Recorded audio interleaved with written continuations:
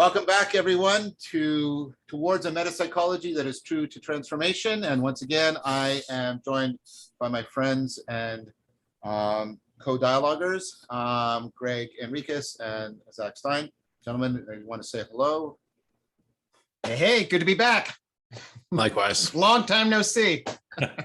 Likewise. So last time we went to the depths of the transformation, the juncture between is and ought, and we really sort of problematized the largely unquestioned is ought. I mean, in general, unquestioned is ought distinction, and we called it seriously into question, and then we kept going deeper and deeper into that, and now and that got us to some fundamental points. And now, in a corresponding and relevantly corresponding fashion, we're going to do a zoom out, and somebody who's really good at zooming out while not losing a grip on the zoom in is Greg Enriquez, because he does it very systematically and very clearly, powerful way. And so I'm going to now turn things over to Greg. Wonderful. Thanks to you both for joining me in this particular episode. I corralled you both into this so that we could, because for me, I mean, I've really enjoyed the arc of this conversation. We opened it up on the problematization and transformation. We articulated why mainstream psychology is not really up to the task. We articulated why it's such a crucial interdisciplinary issue. And then Zach, of course, has led us through a beautiful articulation of the core human dimensions in relationship that steeped in an educational and developmental psychological philosophical view that's rich and broad. And then we brought our views to that to articulate, hey, how do we reflectively analyze this? And then most recently on the is-ought problem to show, I think what we've embodied is a dialogos and a metapsychological perspective on some of the core fundamental issues that are relevant to us as individuals, relevant to us as society. But I wanted to have a final articulation of the metapsychology angle as we return to sort of the problematization of what psychology is that we did in earlier in the thing, because it's sort of, this is an obsession of mine. What is psychology and its problem?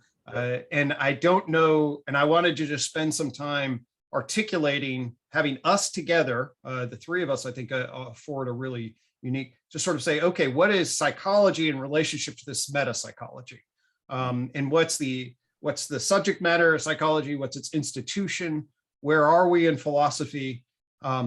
If the field had a frame, a clear identity, I think that at least the identity that I would like to afford it, its relationship between all of the questions that we've engendered, the descriptive explanatory questions, the ought questions, the application, the bridge to education, the bridge to society, would afford itself a lot more clarity than at least the current architecture that the institution of psychology is arranged in. And so I'd like for us to talk a little bit about that. And then what I'd like to do is, as I back up into that, I then have stumbled into or built a connection with some yogic philosophies that I really find to be very, very fascinating, and maybe some of the synergy between that.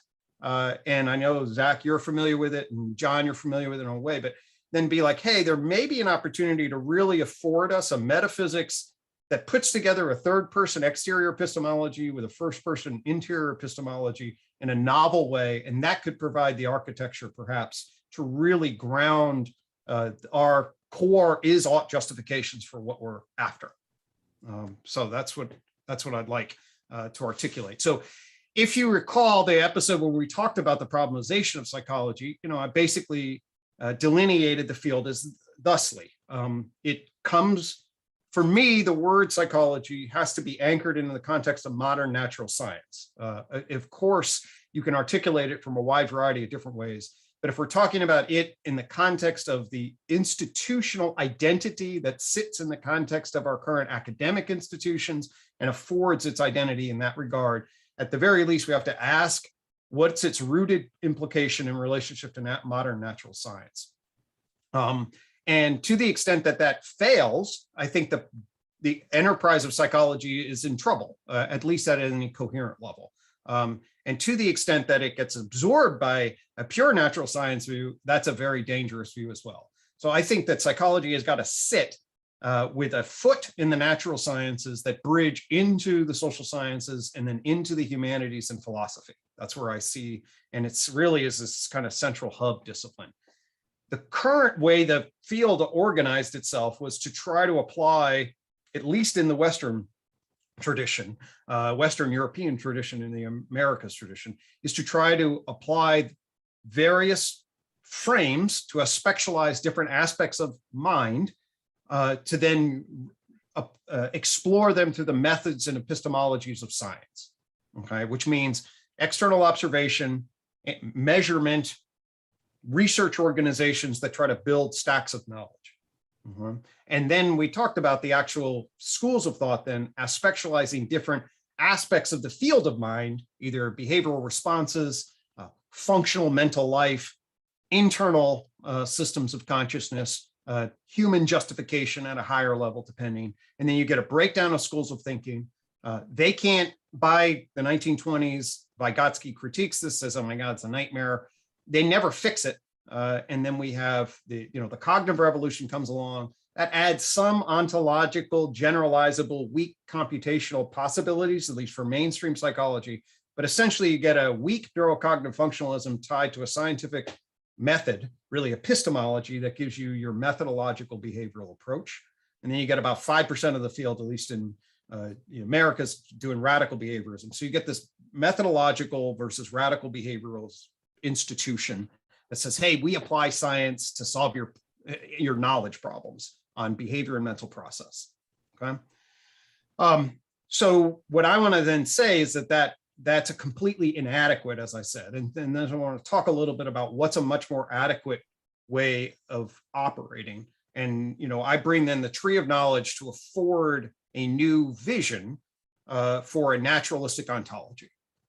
So the tree of knowledge then, it conforms to a standard natural science view, sort of a common sense natural science view of cosmic evolution. I would say that's the kind of the broad scientific view now. Is an extreme physical reductionism, I would say, is in the minority. You basically get a non-physical reductionism into emergence. That's the standard view. And I would call sort of big history an exemplar of the standard view of sort of common sense interdisciplinary science. You start at the Big Bang. Big Bang gives rise to particles, and that gives rise to atoms, that gives rise to chemistry. It also gives rise to scale like stars. Then we could trail that up, and we said life then happens, at least in our particular planet. Life gets small at first, and then it's big, and then all of a sudden, down the road we get humans, and then humans explode into a new culture. That's the big history model. Okay, I argue that that's the time by complexity axes, the time by, I would say, complexification. Thanks to John, I use that word more. I think that's more precise. Is right, but it's not. It doesn't articulate the proper ontology. Okay, the proper ontology is really understanding that there are fundamentally different levels of complexification at one, like within matter. And so that's a jump from particles to atoms to chemistry. Those are levels of complexification. And you can demonstrate levels of emergence and emanation across scale, like solar systems may organize themselves in particular kind of ways. But those kinds of emergences are radically different than the jump that happens at the level of life. Okay.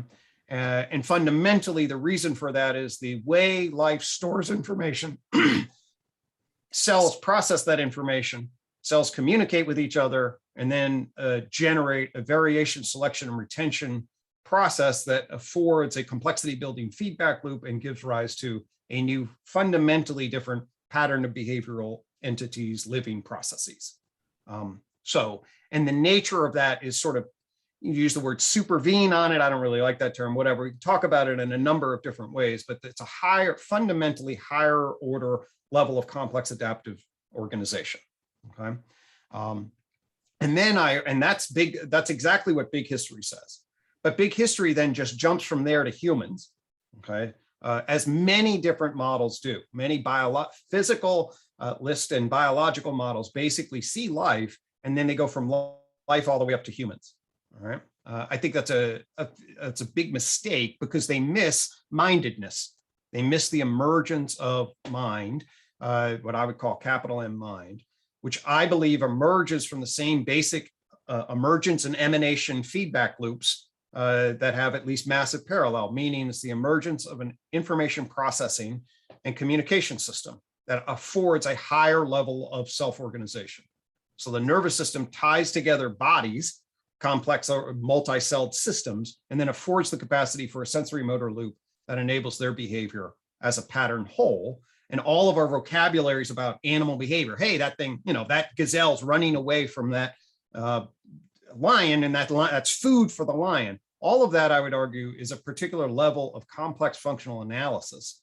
Okay, that's radically different than we see in the living world in all the other kingdoms, as complex and interesting as they are. And I think that the proper definition for that is mental, meaning that it's an adjective that describes the kind of complex adaptive behavior that animals with complex active bodies, nervous systems behave in relationship to the environment.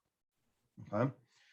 Why did I spend all that time in that? Because actually what that's basically doing is it's affording us an ontology of the mental. The beginning of mental is at the emergence of a nervous system of the complex active body at the Cambrian explosion.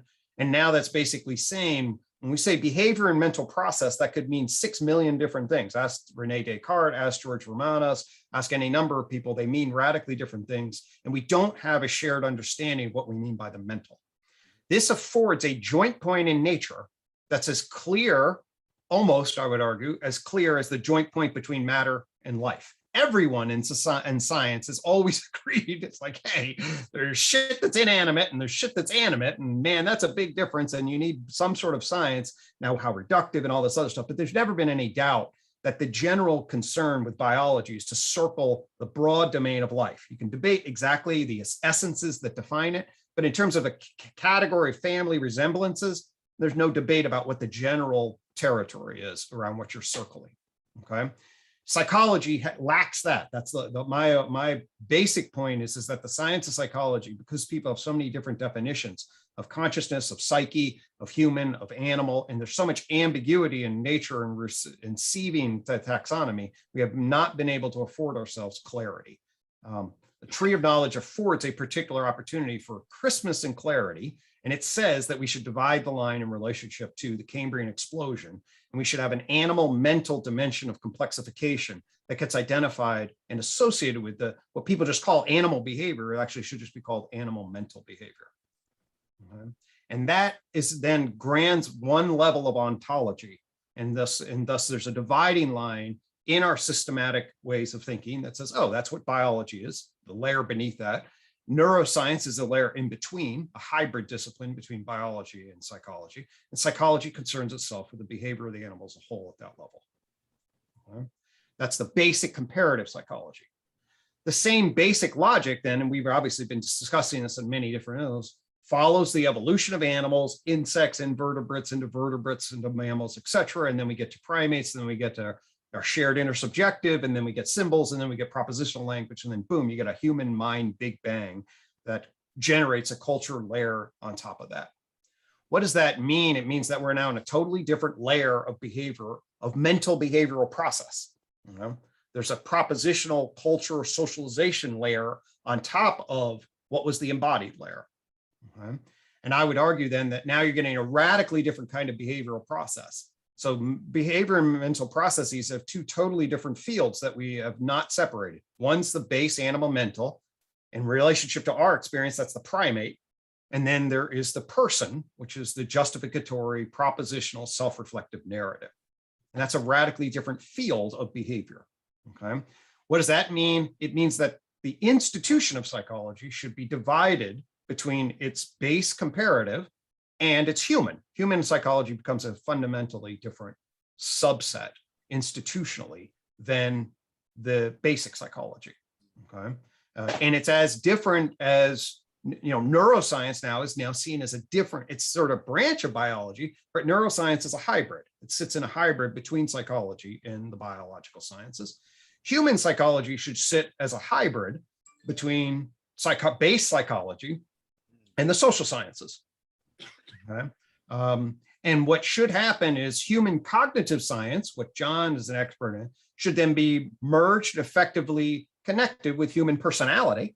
And then that should be connected effectively with social psychology and developmental psychology, human developmental psychology. And that should perform a coherent base on which then provides a potential ground for a totally different class of sciences, the social sciences.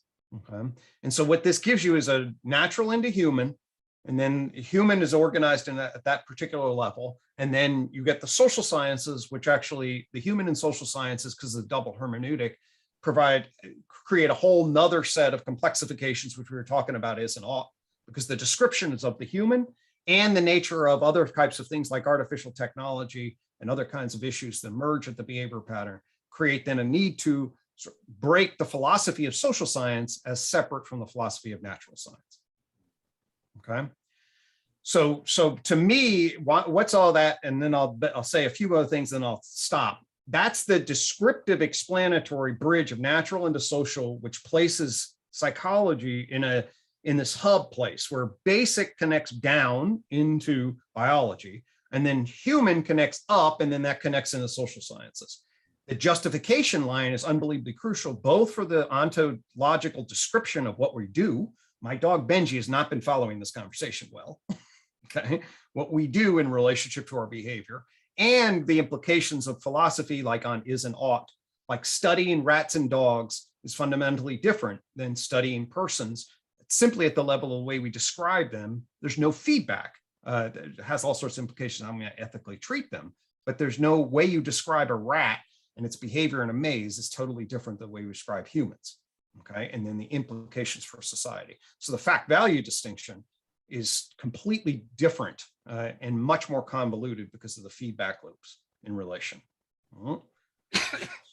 So there's that. And then the final distinction that I would make is then from the base attempt to describe and explain the animal, mental, and culture person level of the human and social psych, then the issue of like, what do we do with that knowledge to make desired difference in the world? Both the application in general, like application to education, application to industrial organization, sport psychology, application of psychopathology, all of those actually are clustered of normative, ontological, confusing, thick concepts that we talked about last time. And there's the development of like, a licensed clinical psychologist, that's a psychological doctor that enters in and says, hey, what are we going to do? To me, the profession of psychology then is a third institutional infrastructure. Okay, so it should be very similar to medicine and biology, that relation. But in the world, we only have psychology. Psychologists and psychologists, and that term refers to academics and it refers to professional practitioners. There's no clear identity. And if you look at the history of the American Psychological Association, it's constantly been battling over the last century about what's its core identity. And it landed on the idea that it was both, because that's what psychology did. It created basically a vacuum of confusion. And then it decided the amalgamation of concepts should just jump into that vacuum and we'll be everything to everybody. We'll both be a science and a profession. We'll deal with nervous systems. We'll deal with culture. So my point of it is that my metapsychological view, and then I'll shut up, see if there's anything to say, because then I want to tie it to Aurobindo, but basically is there should be three fundamental branches of the field. A basic comparative psychology that essentially overlaps with ethology and behavioral ecology. A human psychological branch that essentially overlaps a lot with human cognitive science, and then into development, personality, and extends into social. And those are tasked with describing and explaining in kind of a scientific epistemological way. However, the demands of the human sit in a social science epistemology, onto-epistemology, which is different than a pure, more base natural science. Okay. And then finally, there's a jump to a different task because actually of the value requirements of an application and profession, where you're actually tasked as a professional, not to describe and explain change, but to affect it. Okay. Now, to describe and explain change, you have to have ethics and you have to have epistemic value, clearly. But then to say, hey, this person that comes to you is suffering and they're bad in some way, and they all agree. And then your task is to decide what's a healthier, more mature, more adaptive, better way to live. That requires yet another whole layer of expectation and another layer of valuation in relationship to the judgments that you need to make, in a whole set of training where there's different tasks to be a behavioral scientist as opposed to being a clinician. So those are the three great branches, I would argue, in terms of from an institutional perspective, given where we're situated now, it would afford sort of integrity, clarity of in the institution. I'll stop there, see if you guys have reactions or questions to that, because then I'm going to bridge then to the Aurobindo stuff. But that's the map that I wanted to. So from a metapsych view, hey, what's the institution look like? Here's a logic for the institution.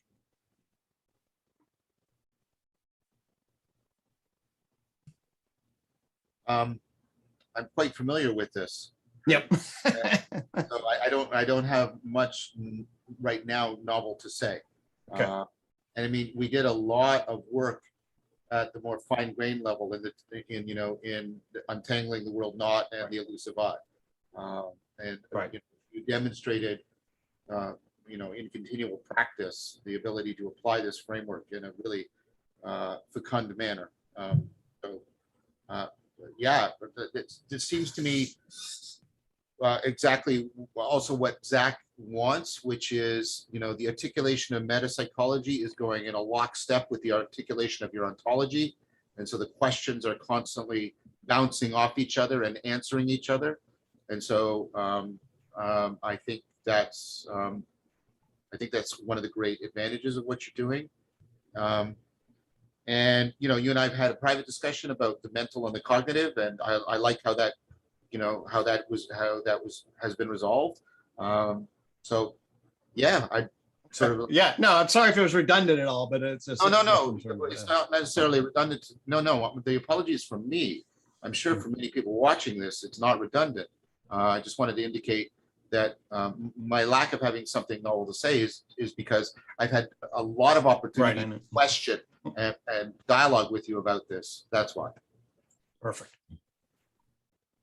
Yeah, it's really interesting, Greg, because I agree. I've heard you, and I've read you on this, and I think a lot about the way the psychology as a field was not institutionalized the way that other sciences were institutionalized. It was a little bit like the poor kid on the block or something, and so we've talked about physics envy and things of that nature, but the kind of need to, and I've talked about this, reify certain forms of professional practice and certain forms of institutional practice quite early, talking about like World War I, when measurement in particular became the dominant way that psychology moved through the industrial organizational psych and educational testing, and these things were very large enterprises very early that employed many psychologists.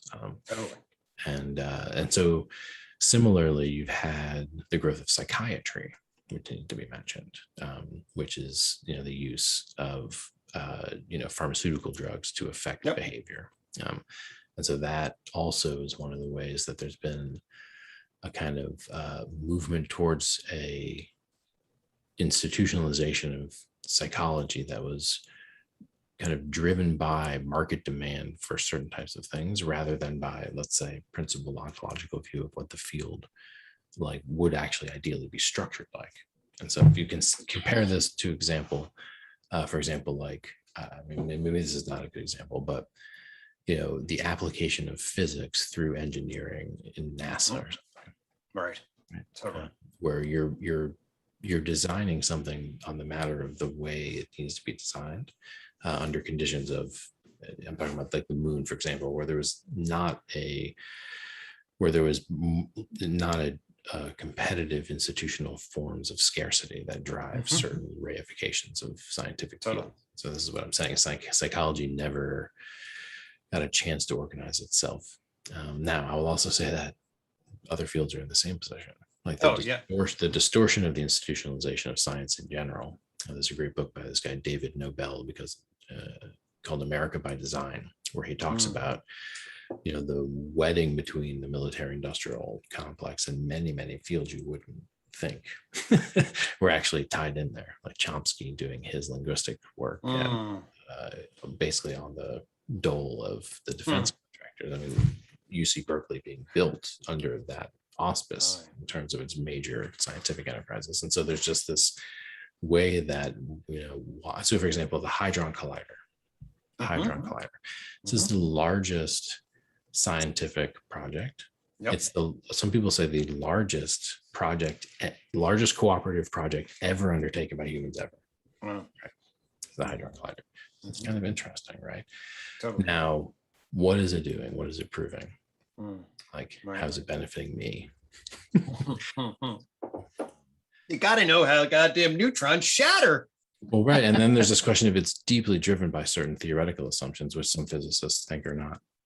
Right. So what I'm saying is that there's been an obvious absence of emphasis on psychology and a capping of certain forms of institutional practice that could have emerged from the field of psychology. And so the reemergence of the legalization of psychedelics, a whole bunch of other things are kind of maybe moving us in directions that we forfeited when we decided to basically pursue physical science and technological engineering of the externalities and interconnections of human life, rather than looking to explore inner space, if I can use a cheesy metaphor. That's actually a beautiful transition. So what I'd like to then say is that we're at a time between worlds. Somebody told me that. I don't remember where I heard that. But I mean, and so we're reinventing ourselves. We need an axial age, Bronze Age kind of revolution at some level, and maybe we can get the intellectual alignment correct. And that's where I'm so excited about a potential psychology, at least that lays out an intellectually coherent argument that then bridges physics, biology, psychology, and the social sciences into the application with a degree of integrity and coherence that allows us to get a grip on the real and grip on a real in a way that fulfills us. So what I'd now like to do then is just talk about my own narrowness in terms of the way I get trained.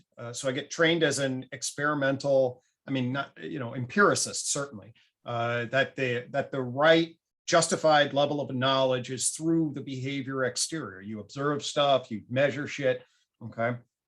And I carry that history, but I'm breaking out of it in a particular way. But it grounded me in terms of sort of what was legitimate and what was not a priori in many different domains. That science had a particular kind of epistemic and really justified authority about what could legitimize what was, okay. And that I'll bring that home to the here and now, because, for example, as I emerged with my system, I was like, well, this is really anchored in science. And then people were like, hey, you should check out Wilbur. And I'm like, well, Wilbur, is he really anchored into an actual naturalistic ontology? And so I would use that to be kind of dismissive. And along those lines, I got a book in 2010. Actually, this book, I picked it up at just a Greater Psychology, the Psychology of Sharia Rabindu. And when I first read this book in 2010, where I was still in the process of writing my book, and I was growing a little bit in relationship to the inadequacies of the standard empirical program. And of course, I've always been arguing, I was in it still at that time, that we just need good meta-theoretical organization. This paradigm's relatively healthy. But over the last 10 years, there's really been a fundamental shift about the magnitude of the inaccuracy of the modernist paradigm and its capacity to appropriately evolve from the principles that it's actually grounded in. And that's reflected in my own continued alienation about the inability of the system, at least in my own, obviously it's egocentric. It's like, here's a fucking model that's actually 10 times better than the chaotic organization that you have. And every individual or conversation you have, everybody nods along with it. And yet you can't leverage the system at all to move in a coordinated fashion. And in part because the theoretical argument that I was making actually is like, your commitment to empiricism that you've actually institutionalized and the way you get all your grants is kind of, weak. I mean, it leaves a huge amount of fucking chaos and enormous amount of wasted energy. Not a popular view, Greg. That's not a popular view. People are like, okay, behind the scenes, actually, it's a popular view. People are actually, oh my God, I always feared that this was a useless enterprise. I mean, I've talked to a lot of people who say that, yet at an institutional level, there's no real capacity of the system basically like, oh my God, we have to actually stop first principles. And what are you going to do? Retract all the damn textbooks? It's a nightmare. So, but anyway, so then I get more and more alienated from the structure, even though both my parents are professors, I get embedded in the academy. It's like, God, what the hell is this? So the bottom line story and so then obviously I shift and go crazier and build gardens and things like that as just sort of different alternatives. And my own consciousness begins to shift significantly in relationship to the harmony essentially between an exterior empiricism and an interior empiricism capacity, but at the same time, more and more alienation. And as you know, John and others sort of kind of transformed, did some wisdom energy transformation stuff. So ultimately, then bring you to the punchline of this is that a month ago or so, I started reading this book again, A Greater Psychology. And so Sri Aurobindo is a great yogic philosopher. And although I knew it, I just heard it so differently as he starts to open up. And he offers in this book a critique of psychology. Hey, you guys do the exterior thing, but actually 2,500 years ago, we started attending to the interior. And my own language system on mind is a way of saying this is sort of like the way I define mind is like, hey, mind 1 is like animal behavior. Mind 3 is this justifying thing. And mind 2 is this epistemological portal that, has adverbial adjectival consciousness and is a witness function. And essentially then it's like, oh, that's where we start as yogic. The yogic framing is to afford your capacity to create a feedback loop of witnessing the witness function, and then engendering all sorts of psychotechnologies that afford the expansion of that and the affordance of self-world insight in relationship to the practices of that. And then what happens to him in terms of like, okay, so through my own training and through other people's who have this capacity to see the world, what do we get? Well, essentially what he articulates is just an unbelievable, for me now, it just sort of gives me chills. It's like, oh, actually, there is the down from your standard mind, what he calls just standard ordinary mind, basically, into a vital capacity, which i.e. down into the sort of less conscient frames of biology. And then underneath that is an even less conscient material reality that then drops ultimately into an energy system, okay? And then through that, at the down, you then go up into a higher mind. And then he talks about an illuminative, an intuitive mind, and then ultimately an overmind, sage-like view that then in its highest reaches touches a supermind coming off of a particular contact with the divine. And then he steps back and he says, hey, the consciousness, the cosmic conscious serene of the awakening, the dimensionality of awakening from energy to matter to life to mind, and then ultimately into the over supermind creates this complexification view, and you create then a whole oneness of consciousness awakening. Okay. It's like, yeah. So now this is the experience of course, yeah, that makes perfect sense. I can line that completely up with the imagery, the imaginal. We can get into the ontological and metaphysical commitments, but if I'm reading Sri Aurobindo, well, certainly he has contact with the divine, and he may have more. Well, he's just more advanced. And he's got deeper ontological insights into the reality, but he's not clear on what it is at a deep metaphysical level, nor am I. And at the very least, the concept of it relative as its alignment is just enormously powerful, at least as far as I'm concerned, in the alignment. So from my experience, here I am, experimental, exterior behavior from the outside empiricism. You now have a whole tradition that actually knows that, eschews that in a particular way, drops into interior empiricism. And if we can build a metaphysics that actually aligns this continuum of awareness, whatever, from energy all the way up to the concept of God, that affords a complexification that's both has an interior, exterior, and metaphysical coherence, then that's the kind of architecture that I think would at least provide some kind of container to deeply inform potential transformations along the lines that we've been discussing.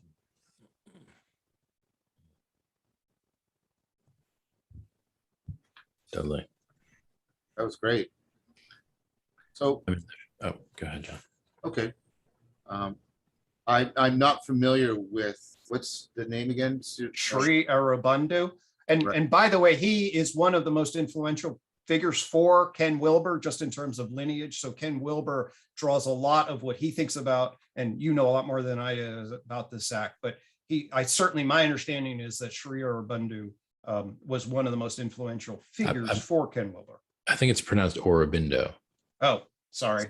Well, it shows you my ignorance. No, it's okay. Aurobindo. Yeah, he's a big influence on, and then, I think probably millions of people around the world. We spoke about him in one of the prior episodes. And so I alluded to it, and I definitely just want to take this opportunity to come back to it because it was very meaningful to me. So just to help me a little bit, I've heard the name, and of course I've read people within the yogic, some of the yogic traditions, and also tantric and Buddhist and Taoist, and and this has come out in the series that I've done with Zevi Slavin, and then the series I'm doing with Zevi Slavin and Guy Sentok, a deep reflection on, we use this term, and it's not a very helpful term, but it's the term that is sort of stuck. We use mysticism to describe this. The problem with the term is it could mean anything from a radical insight into the fundamental nature of reality to seeing fairies, or right. And so the term is really, really equivocal and imprecise, and it puts things together that often, I would say, don't properly belong together.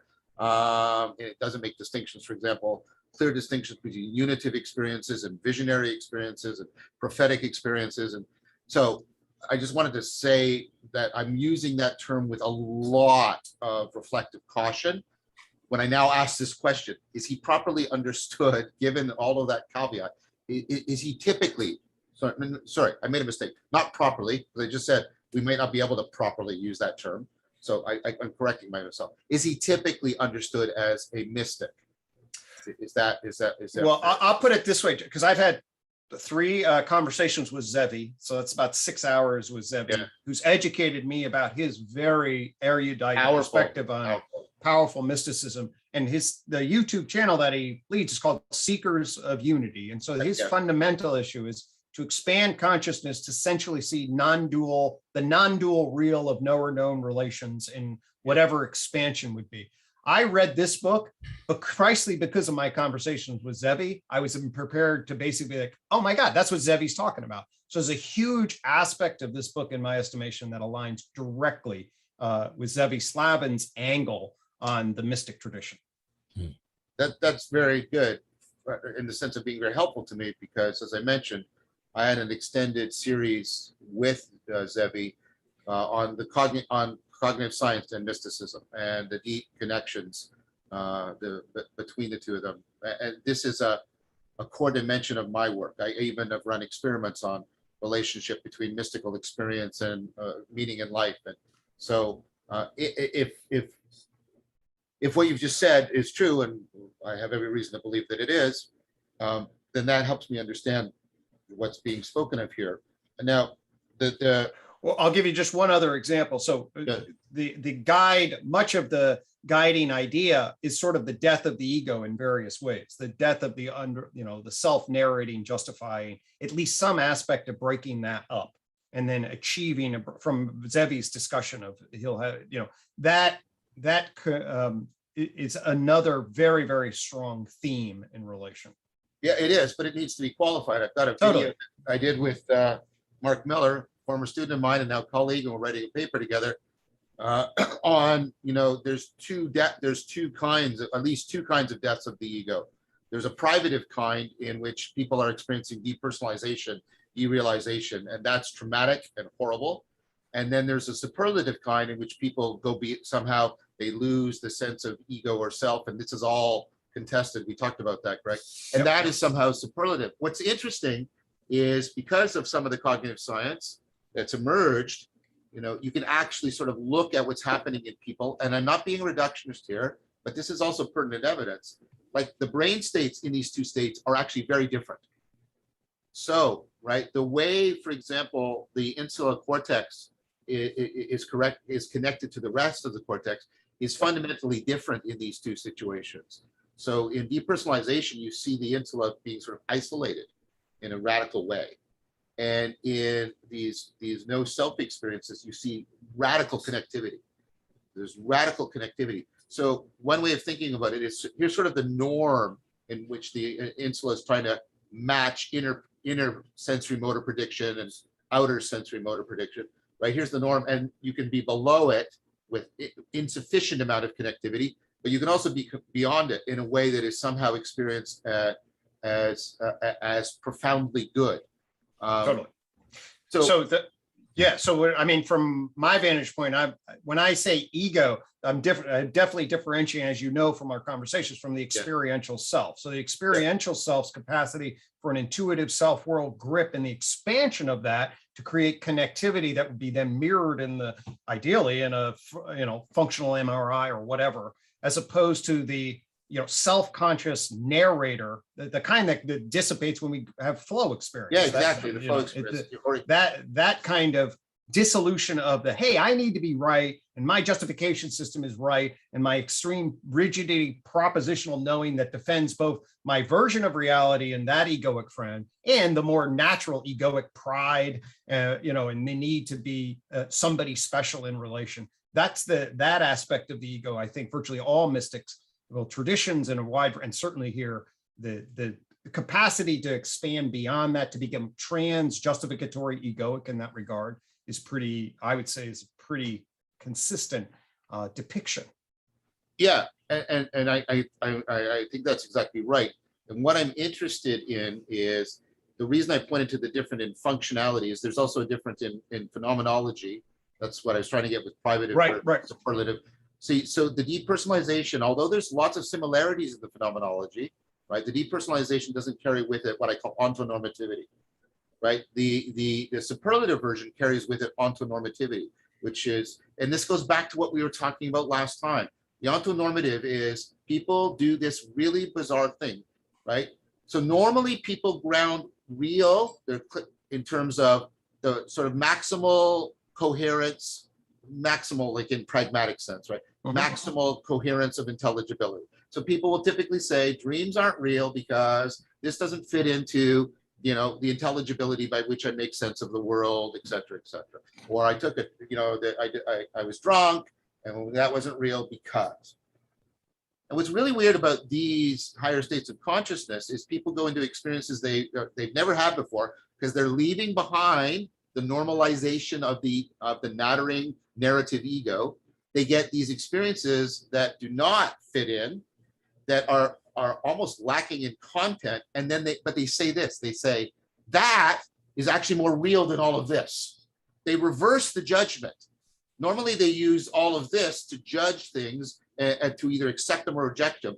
They take that and they feel they're fully justified in taking that experience to reject or at least call into question. And they don't, and this is not just statements.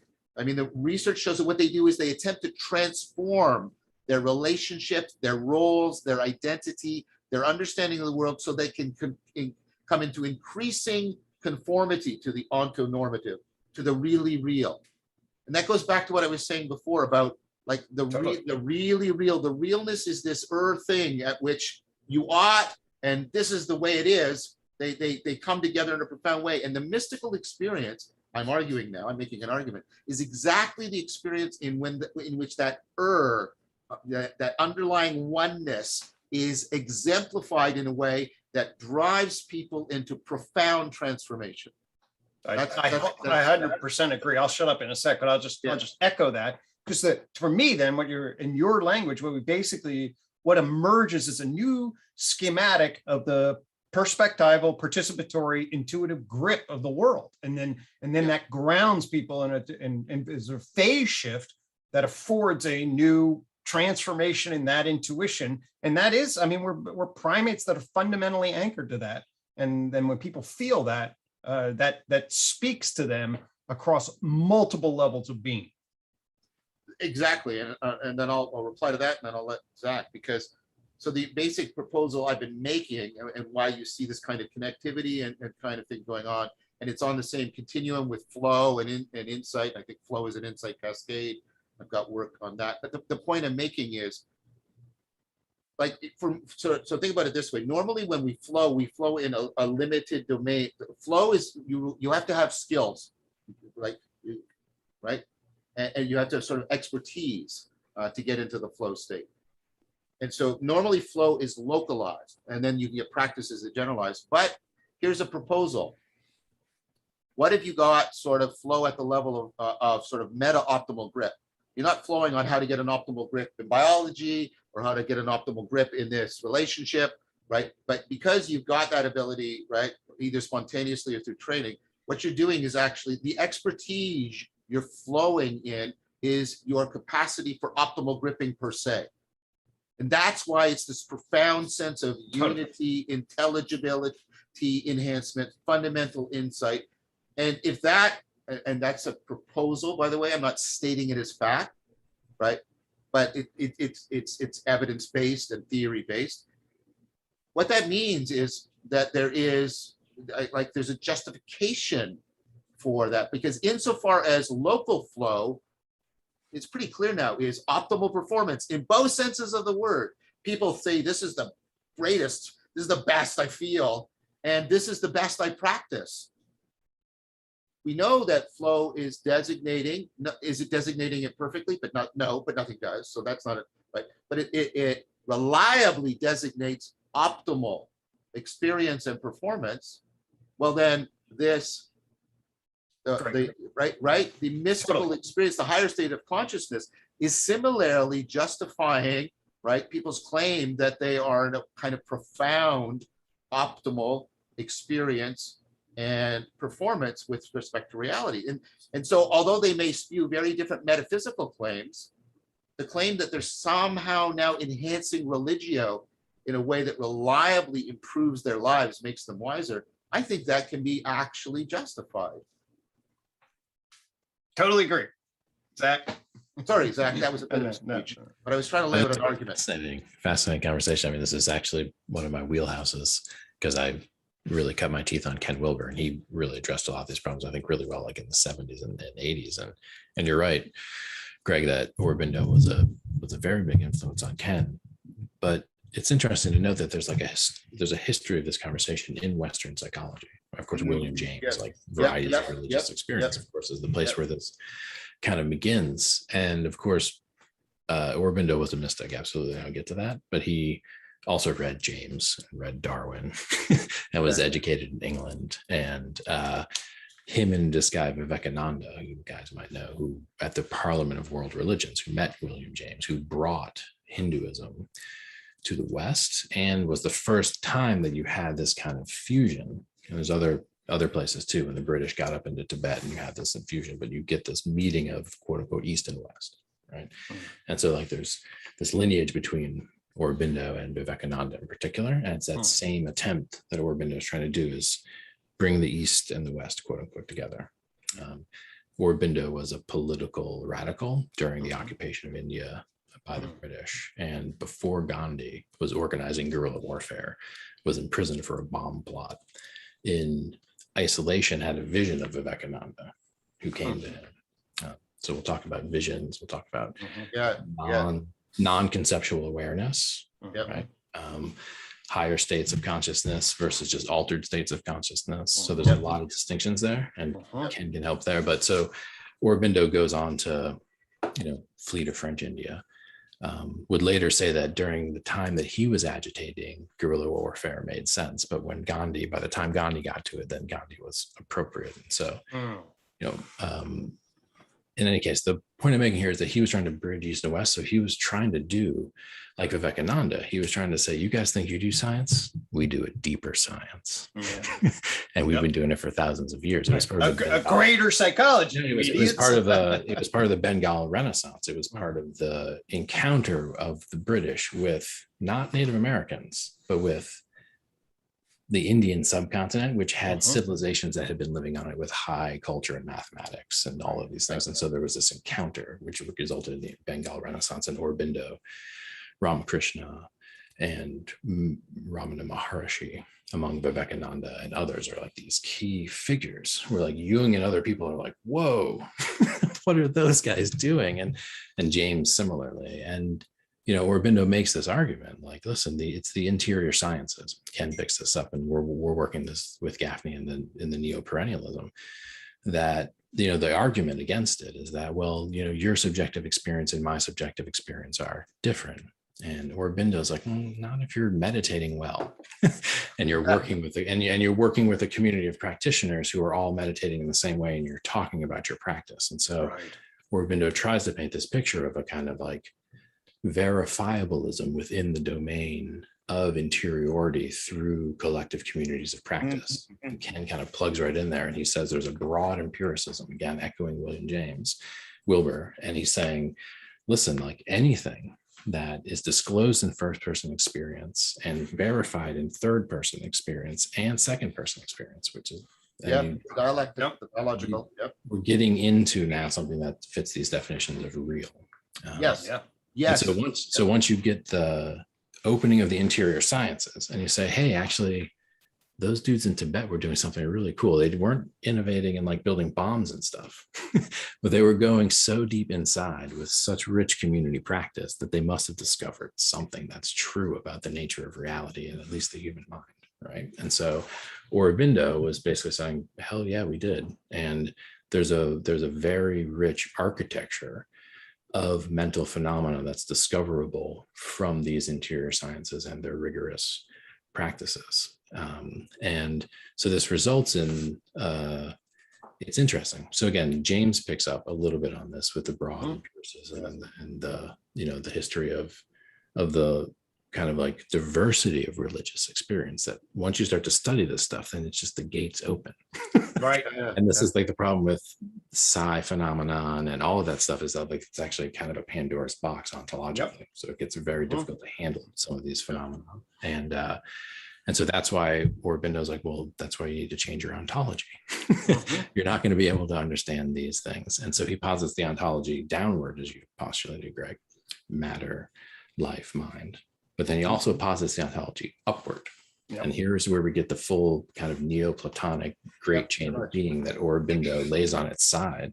And he's saying, like Teilhard de Chardin, that like the future's reaching back and bringing us forward. So there's all of these crazy assumptions, which actually, when you really look at cosmological evolution, it's pretty weird and based on a lot of crazy assumptions. So it's not, Aurobindo seemed crazy because he drew them from the interior sciences. It isn't any more crazy than the statements made. Anyway, so I'm not going to get into that debate. But in any case, Aurobindo was prolific. And so, Greg, I would encourage you to read. I spent many years just really engaging with the work. And so, but yeah, I'm now about a third of the way through Life Divine. So I'm getting into it. But the thing I wanted to bring up here was to John's point of like mysticism being very poorly defined. And there's a way, and there's a few people, Wilbur being the main one, who tried to build taxonomies of these forms. And it's important to get it right, because like, just like there's the derealization, and then there's the like egoless awareness, there's also like, psychotic visions and religious visions, right? And then and you can go on to see that there's like these interesting cleavings in the landscape of mental phenomenon once you start to look at these kinds of mental phenomena. And it's important to note that looks like in a lot of the meditative literatures that describe increasing attainments of meditative capacity, you have vertical stacks, sometimes called state stages, which unfold by sequence, and you can't get to one without getting to the other one first, right? So those types of phenomena occur, it appears, in meditative attainment. But then there's obviously other cases where you're not going through anything. Boom, something just happened and your state is completely altered, right? Those have the quality of being, you're dropped into complete egolessness or complete conceptless awareness, languageless awareness. Sometimes it's dark or light or undescribable. So Wilbur calls this the causal, the unmanifest. And then there's other ones that happen in a flash that are actually rich with imaginal content, right? And this is a different, Aurobindo would say, a different realm. And so there's this way of trying to think about how do we organize these experiences. And it begins, I think, back with Alade, with the book Mysticism, where there's like the nature mysticism and the theistic mysticism, and then the non-theistic mysticism. And, you know, nature mysticism, you don't drop your senses and sense of self. You're empowered by your unity with nature, and then you feel oneness with the web of life, and you kind of like, you're still Zach, but now you're in a way not Zach, but you're breathing and looking and you're speaking. It's nature unity mysticism. But then the theistic mysticism is different. That's an encounter with a non-human intelligence, a thou type encounter, which is very common in mystical experience, of the kind where there's visionary intrusion and other things where you're actually communicating with non-human intelligence. So theistic we'll call broadly, but there's other forms, you know, or angelology, demonology, et cetera, non-human intelligent mystical experience. And then there's just the, like I said, the unmanifest, face before your parents were born, causal awareness, deep dreamless sleep. That all of those are in play in Aurobindo's mysticism. And he stacks them like this, where you move out of the mental into a form of nature mysticism, into a form of theistic mysticism, into a form of unmanifest mysticism. And then at the top of that, the whole thing grabs in the non-dual, which is his move back down. So he's not escaping up and out. He's saying we need to actually bring the full stack into material reality, which means actually literally transforming the nature of my own cellular material by being in touch with the supermind. So we're like, oh, that's a weird thing to bring to a psychology conference now, Greg. Well, I don't talk to psychology. You're gonna stand up to the APA and say that. And so this is the thing, is like, once you break into the interior sciences, the claims made by these traditions about what's discoverable within the interior sciences are as radical as the claims made by those physicists who talk about the Big Bang and who talk about string theory and stuff that we actually really don't understand, even though we think they're the smartest guys on the planet, and ask them about moral and ethical and religious things. And why do we do that? They're physicists, right? But these interior sciences guys who've worked for, you know, sometimes decades in communities of practice for centuries, tell us all kinds of stuff. And so this gets back to the imaginal work that reveals true reality. And how do we tell the difference? And so there's massive controversy about all of these guys that I mentioned involved with the Bengal Renaissance, Aurobindo, a controversy in the sense of like, well, from a scientific perspective, they're all charlatans. Right? From a scientific perspective, they're resuscitating ignorant religion and et cetera, right? So the defense of the interior sciences against the quote exterior sciences and the legitimation of it was the main thing that Ken Wilber was trying to do in his career. Basically, he was trying to say, hey guys, science is awesome, but this stuff that we do in meditation and the religious geniuses, right? The Aurobindo, I would say, is a religious genius. Religious geniuses are coming up with stuff that we need to take as seriously as we're taking stuff like physics, for example, or as we're taking reductive, you know, psychology and comparative psychology and things like that. And, you know, and Maslow is in the mix there with his self-actualizing and peak experiences. And so there's been some conversation, but there's been no way to bring some of this quote unquote evidence to bear because it's non-admissible in the court of public opinion and especially scientific orthodoxy. And so that has always been this issue of why Ken, for example, sits on the edges of the academy. It's dismissed. When in fact, he's done some of the most rigorous work on exactly these precise issues around mysticism and transformative experience, religious movement, things of that nature. So I second and applaud your pursuit of Aurobindo, and I'm curious to see how you bring him in to mainstream psychology journals in a serious way, where it's not just a curiosity from another culture, but actually, no, we take Aurobindo's writing seriously in the way that we take, for example, like, you know, a study seriously where some dude made up a metric of a bunch of Likert items and created a concept, publishes it, and they're like, oh, that's real science. Or Aurobindo, who takes a lifetime writing of books and doing, like, we're not talking like a casual meditator. No. And that's the other thing to remember here is, like, you read Aurobindo, you think you get it, but probably not. Like, that's a mental projection of an experience which you haven't had. The years of meditation and practice in religious community to attain the kinds of insights that Aurobindo is speaking about are also in the model of intersubjective confirmation of first-person experience. It has to be a community of the adequate. Totally. Right? So if you've been meditating for 20 years and you start to have meditative experiences, and you go to your colleagues who've never meditated, and you say, hey, I had this experience. There's no way for them to understand what the hell you're talking about. If you go to other meditators, even in other traditions, who've meditated for as long as seriously, and you describe that experience, you can start to be like, oh, that's, and you can start to talk about your shared experience of the first person phenomenon to get at this reality, which is what the inner sciences are trying to discover. So yeah, there's this tricky moves that need to be made to reintroduce some of these as valid trajectories of exploration. Again, I think Maslow is worth mentioning here, because this is about the advances in positive psychology. Yeah, book I'm reading other book is Transcend by Zachary. Yeah, see what that's basically an updated. This is an interesting update about it. Yeah, there's issues with that book too, because he's trying to resolve it in a non-religious manner. So, Whereas Orbindo says there's no other solution but to do it right. in a religious manner. Yeah. Well, that to me is, I mean, this is just right on the sort of the doorstep of what's from at least where I am in terms of what I'm metabolizing.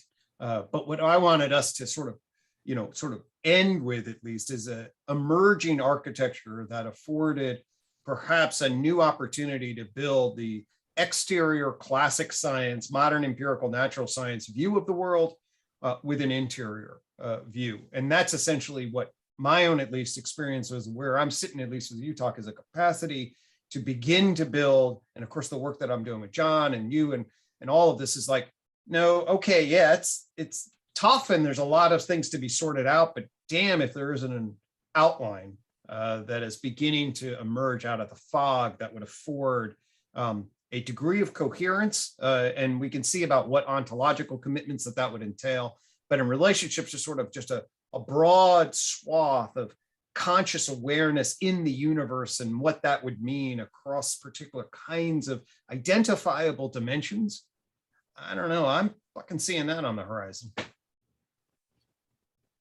So my entry into this, because I said I don't know this work in particular, but my entry is the Kyoto School. Nishida was profoundly influenced by James, and also by Heidegger, and then Nishitani.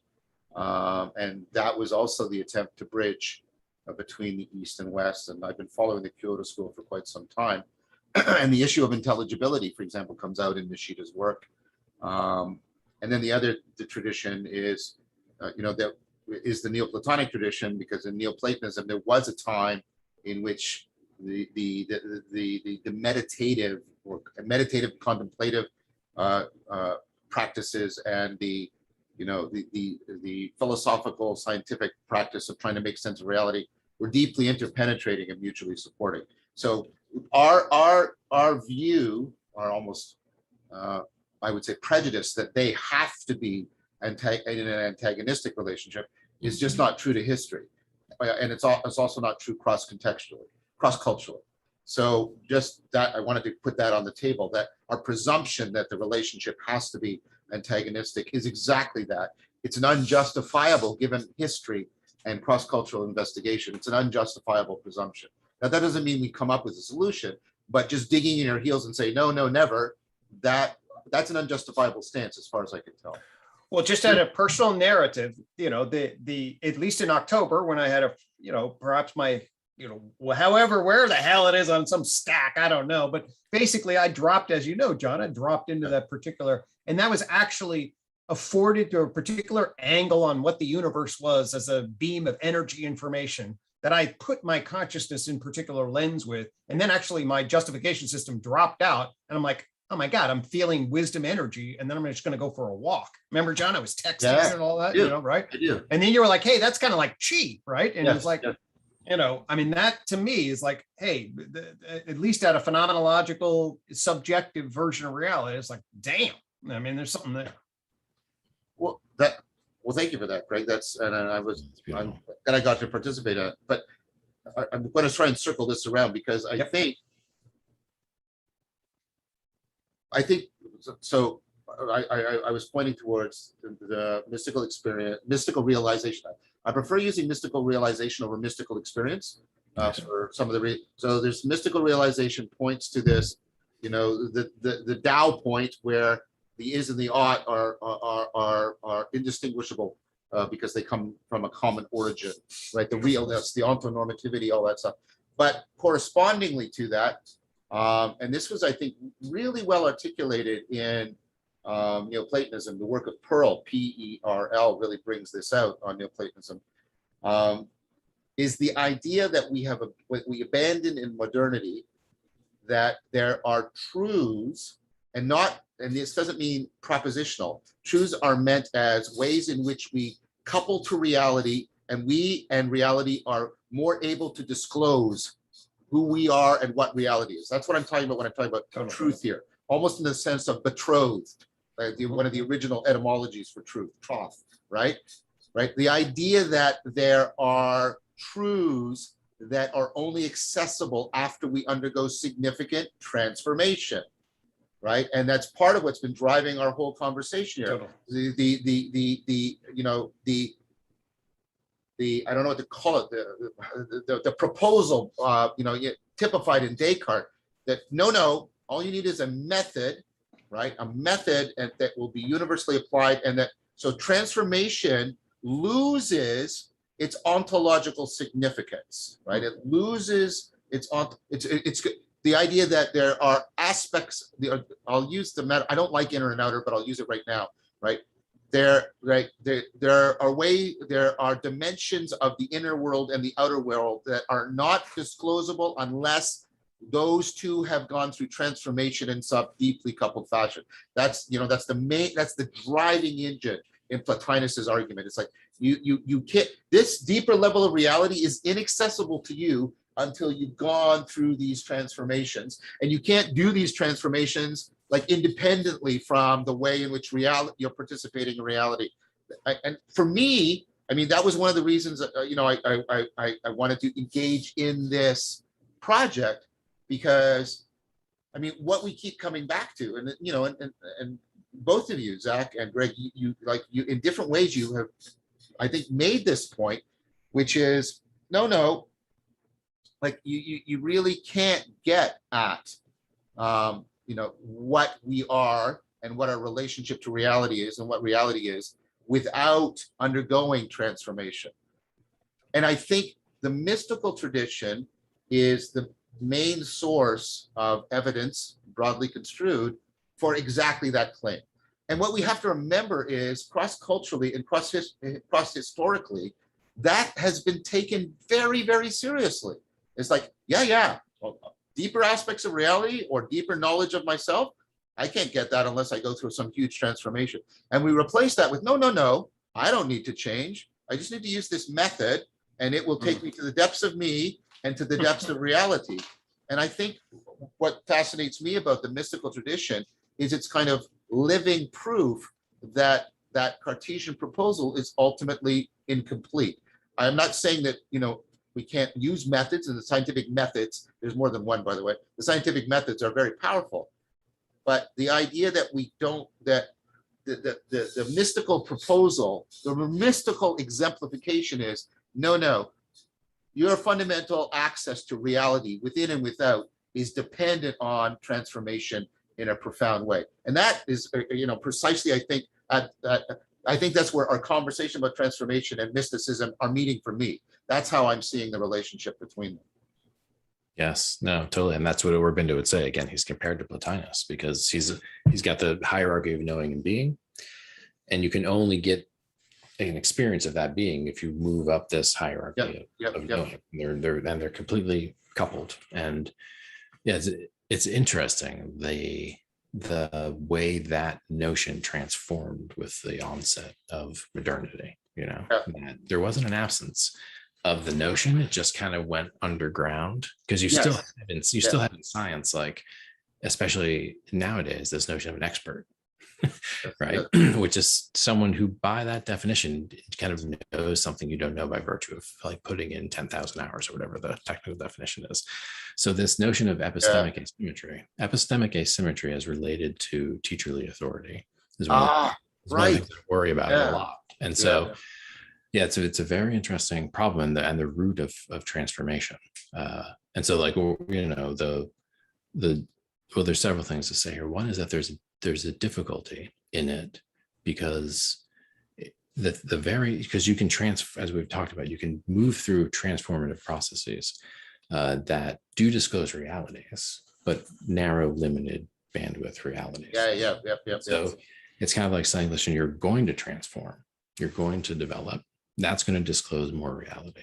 So pay attention to how you're transforming and developing, because that will literally become what you are and know and feel with your being. And so this is the deep philosophy of education question. Learning is inevitable. If you spend all day playing video games, you will learn to become extremely good at video games, right? Like, don't pretend that's not going to happen. And similarly, if you just learn what they tell you in school, then you'll just be really good at what they tell you in school.